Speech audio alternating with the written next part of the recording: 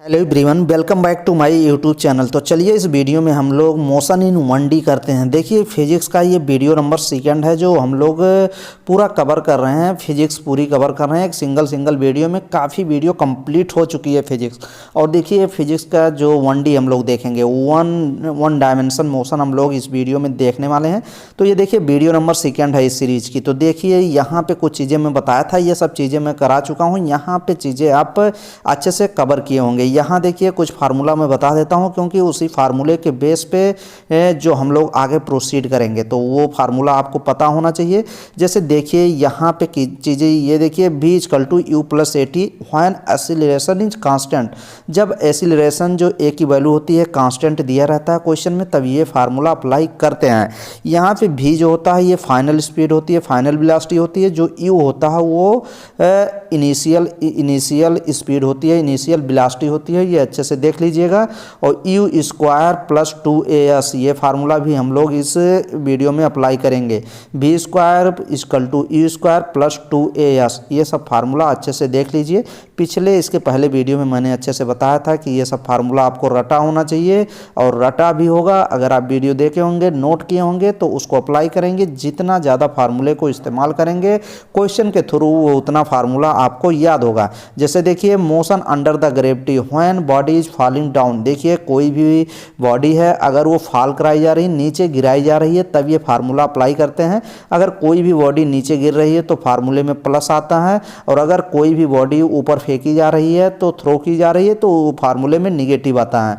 ये देखिए यहाँ पे ये सब फार्मूला इस वीडियो में हम लोग अप्लाई करेंगे क्वेश्चन के माध्यम से। तो चलिए हम लोग ये देखिए, जैसे ये क्वेश्चन तो हम लोग कर चुके थे, ये भी क्वेश्चन हम पिछली वीडियो में आपको डिस्कशन किए थे। पूरा यहाँ से करते हैं और कॉन्सेप्ट आपको अच्छे से सिखाते हैं। अब इसमें देखिए ऑप्शन आप बना सकते हैं। देखिए ये 10th नंबर क्वेश्चन अच्छे से देखिए। यहाँ आप ऑप्शन लिख लीजिए A, B, C और D। 4 ऑप्शन यहाँ पे लिख लीजिए। पहले A ऑप्शन में आप लिख लीजिए 40 लिख लीजिए, बी ऑप्शन में 20 लिख लीजिए, सी ऑप्शन में 30 लिख लीजिए, और डी ऑप्शन में आप 50 लिख लीजिए। अब ये क्वेश्चन सॉल्व करिए। चलिए क्वेश्चन को सॉल्व करते हैं। क्वेश्चन कह रहा है ये body is throw vertically upward. कोई भी एक बॉडी है, कोई भी मान लीजिए एक बॉल मैंने यहाँ पे ले लिया, बॉल को ऊपर थ्रो किया, ऊपर फेंका upward with the initial velocity 20। देखिए इनिशियल वेलोसिटी यहाँ पे दे दिया, यू की वैल्यू आपको दे दिया, यू की वैल्यू आपको 20 मीटर पर सेकेंड दे दिया भाई यहाँ पे।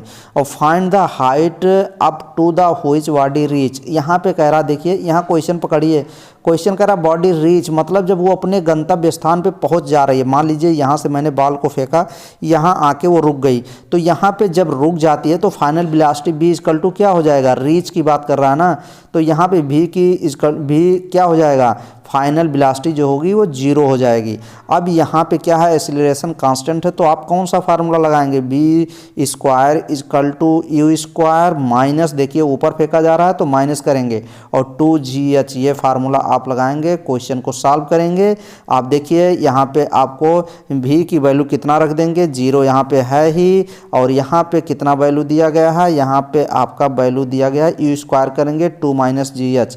देखिए क्वेश्चन को सही से पढ़िए। एक वस्तु को ऊर्ध्वाधर ऊपर की ओर प्रारंभिक वेग 20 मीटर पर सेकेंड से फेंका जाता है। वह ऊंचाई निकालिए। आपको h की वैल्यू निकालना है जिस तक वह वस्तु पहुंचती है, तो h की वैल्यू आपको निकालना है।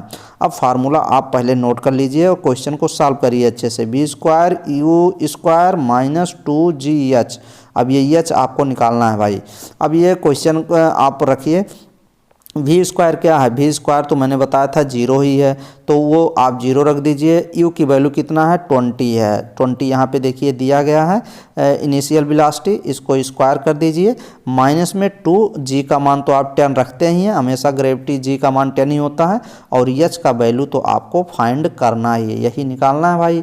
अब यहाँ 2 का जब मल्टीप्लाई करेंगे तो कितना होगा, 2 दूना 4 हो जाएगा, 400 हो जाएगा। और फिर उसके बाद यहाँ देखिए, यहाँ 10 दूना 20 हो जाएगा, यहाँ 20 h आ जाएगा, यहाँ पे माइनस है।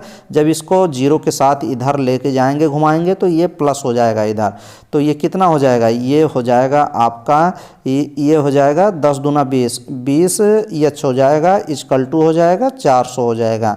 अब h की वैल्यू जब ये आप निकालेंगे तो ये 20 नीचे चला जाएगा और इससे डिवाइड हो जाएगा।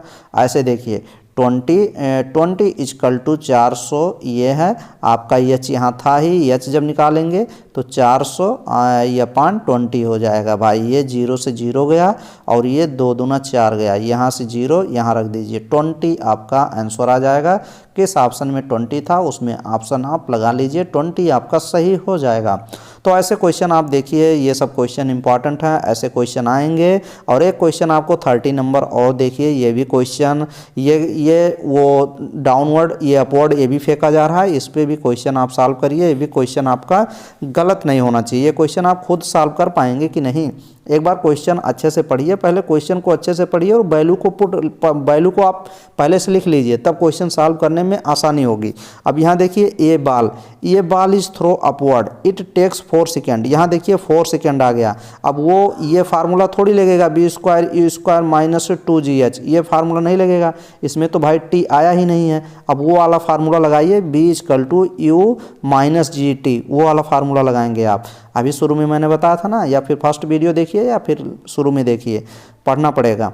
अब देखिए, अब यहाँ पे ये फार्मूला लगाएंगे। पहले क्वेश्चन देखिए, एक बाल है, एक बाल ये मैंने ले लिया, बाल थ्रो मैंने ऊपर फेंक दिया बाल, अपवर्ड इट टेक्स 4 सेकेंड, ये देखिए 4 सेकेंड मतलब टी की वैल्यू आपको मिल गई, टी की value 4 second to reach back to the ground. देखिए ग्राउंड भी लौट के आ रहा है, मतलब 4 सेकेंड बाद ये यहाँ से फेंका गया, फिर 4 सेकेंड बाद ये ग्राउंड पे भी आ गया। फाइंड द इनिशियल वेलोसिटी, आपको भाई इनिशियल वेलोसिटी ये वाली वैल्यू निकालनी है। तो देखिए यहाँ पे आपको मैंने ये बाल लिया, यहाँ पे इसको फेंका, यहाँ पे एक बार जब ये ऊंचाई पे पूरा पहुँच जाएगा तो यहाँ v= रीच की बात कर रहा है तो v= 0 हो जाएगा, और g की वैल्यू आपको पता ही है 10 हो जाएगी। और अगर यहाँ बात किया जाए कि t की वैल्यू कितनी दिया है, तो t की वैल्यू आपको 4 सेकेंड दिया है। लेकिन यहाँ देखिए एक गेंद को ऊर्ध्वाधर ऊपर की ओर फेंका जाता है, इसको दोबारा ज़मीन में पहुँचने में 4 सेकेंड का समय लगता है। इसका प्रारंभिक वेग निकालिए, आपको प्रारंभिक वेग इसमें निकालना है भाई। तो यहाँ देख लीजिए, यहाँ 2 सेकेंड तो उसको पहुँचने में लग रहा है ना, तो वही 2 ही सेकेंड लेंगे। 4 सेकेंड में तो ये 2 सेकेंड में जा भी रहा, 2 सेकेंड में लौट भी आ रहा है। तो एक गेंद को ऊर्ध्वाधर ऊपर की ओर फेंका जाता है, उसकी दोबारा ये देखिए दोबारा ज़मीन में पहुँचने में 4 सेकेंड का समय लगता है। इसका प्रारंभिक वेग निकालिए। तो प्रारंभिक वेग निकालना है, जो लौट के 2 सेकंड तो ले भी रहा है, तो जो जाने में 2 सेकंड लग रहा है तो 2 ही सेकंड लेंगे। टाइम की वैल्यू कितना लेंगे, 2 सेकंड सिर्फ लेंगे, 4 सेकंड नहीं लेंगे। ये क्वेश्चन यहीं पे गलत करने का चांस हो ही जाएगा, क्योंकि देखिए ये अगर हम फेंक रहे हैं तो ऊपर जाने में 2 सेकंड ले रहा है और नीचे आने में भी 2 सेकंड ले रहा है, क्योंकि 4 सेकंड में पहुंच जा रहा है। तो आप फार्मूला लगाइए और क्वेश्चन को सॉल्व करिए। b=u माइनस gt, ये फार्मूला आप लगा लीजिए। अब ये यहाँ पे 0 रख दीजिए क्योंकि रीच कर रहा है, और यहाँ पे u की वैल्यू आपको निकालना ही है। g की वैल्यू यहाँ पे आप 10 रख दीजिए और t की वैल्यू 2 से मल्टीप्लाई कर दीजिए।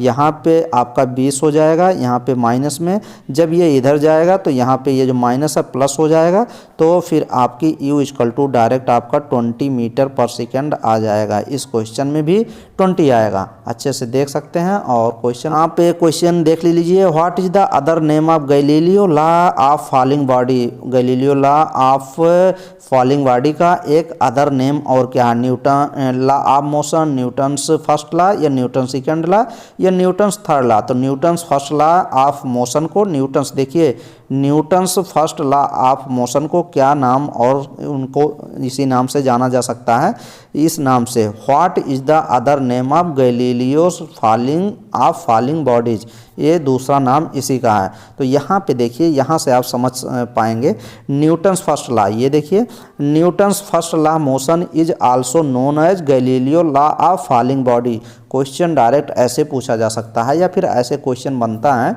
कि Newton's first law of motion का एक दूसरा नाम क्या है, तो गैलीलियो लॉ ऑफ फॉलिंग है। अब गैलीलियो न्यूटन्स फर्स्ट लॉ पहले समझ लीजिए क्या चीज़ें हैं। Galileo Newton's first law the law state that an object, कोई एक ऑब्जेक्ट रखा हुआ है, रेस्ट पे है, अभी ये मूव नहीं कर रहा है, विल रिमेन एट रेस्ट, तब तक ये रेस्ट पे रहेगा जब तक ऑब्जेक्ट पे motion will remain in motion unless external force, जब तक इस पे कोई बाहरी फोर्स नहीं लगाया जाएगा तब तक ये रेस्ट पे रहेगा। तो यही न्यूटन्स का फर्स्ट लॉ था, तो ये आप अच्छे से देख लेंगे।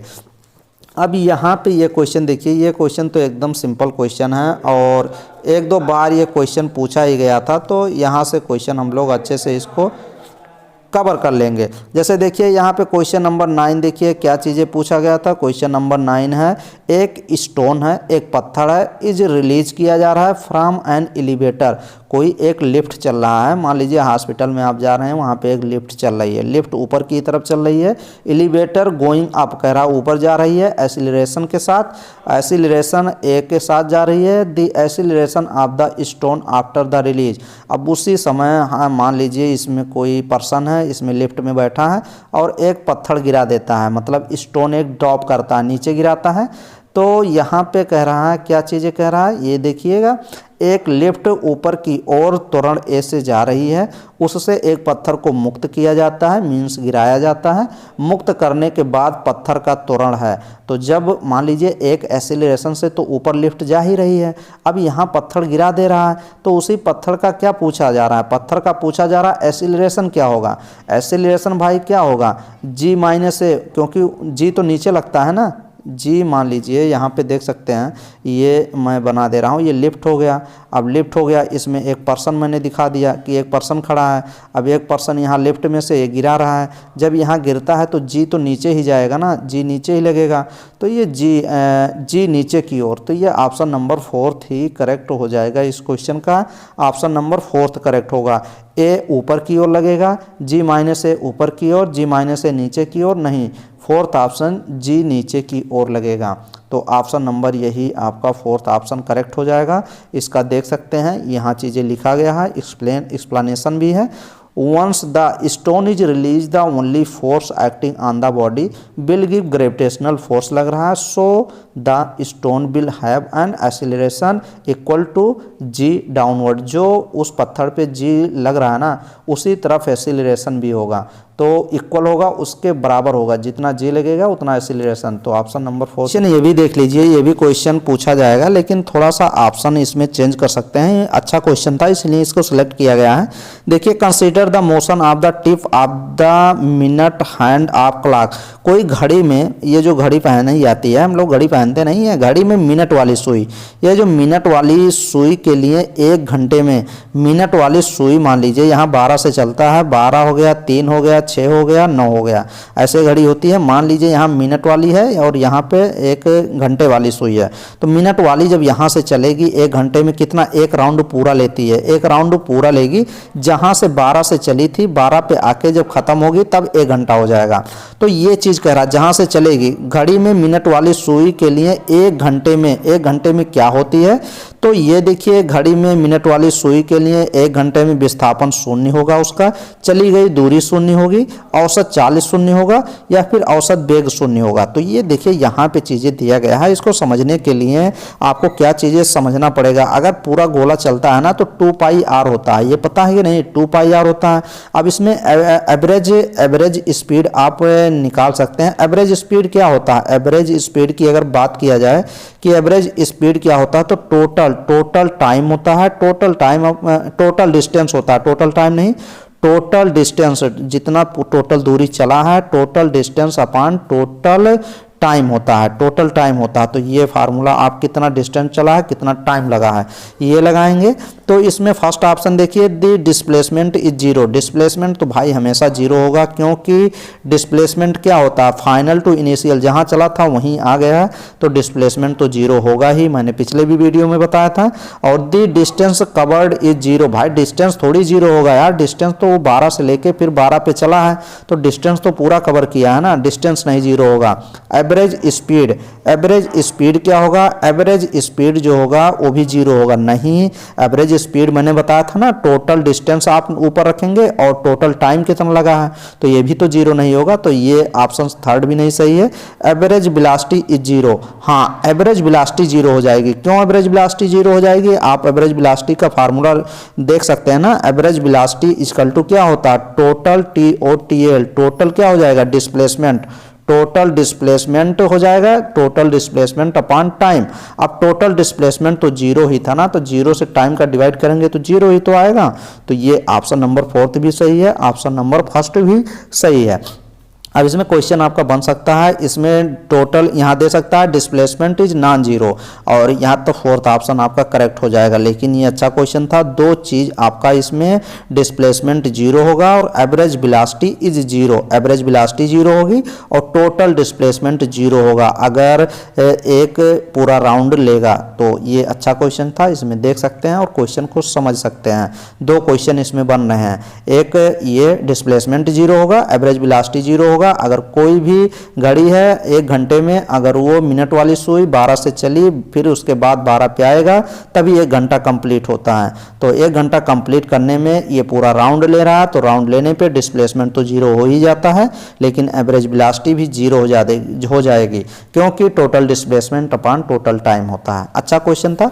तो चलिए नेक्स्ट वीडियो में मिलते हैं और अच्छे